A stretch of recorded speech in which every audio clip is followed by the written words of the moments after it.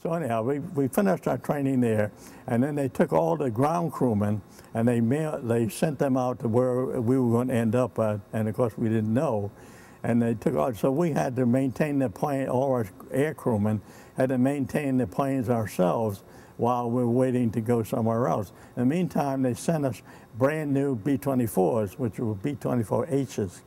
The difference between them and the Ds, basically, was that now it had a nose turret. The B-24 had a nose turret. I had the tail turret. All of the B-24 had power turrets in all but the waist guns.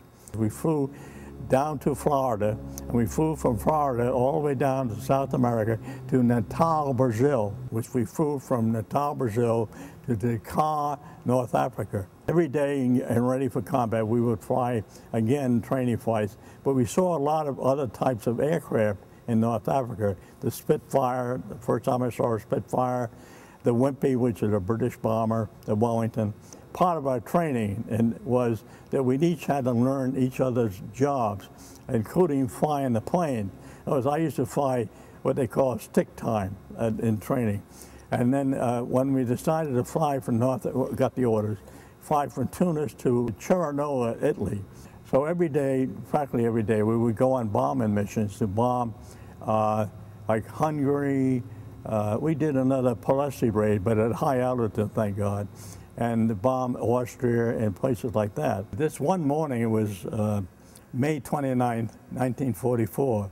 We took off. We were going to bomb a target, Wiener Neustadt, which is in Austria. The reason why we bombed it, they made Me-109 German fighter planes up there.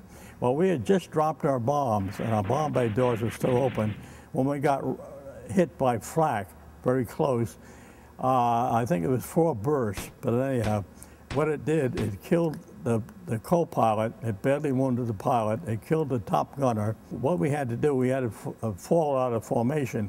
Well, we fell out straight down, and it's very, and then we have such a terrific pilot. Here he is, badly wounded, and he pulled the plane out of this terrific dive. And of course, we lost a lot of altitude. And the bad feature is that you're now out of formation.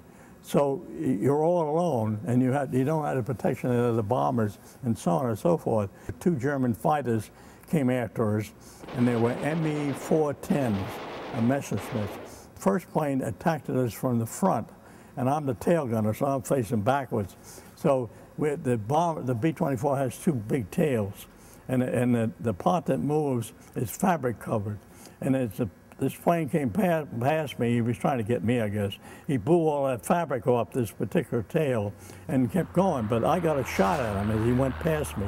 And I think I may have hit him, but I'm not sure. The waist gunners had gone up front, and he took over for the dead top gunner. And both he and I, the planes came in at us, another German fighter came at us from the back again, and both he and I were firing at it. And one of the things I remember, he says, there's a fighter coming at us with the tail, as if I didn't know it.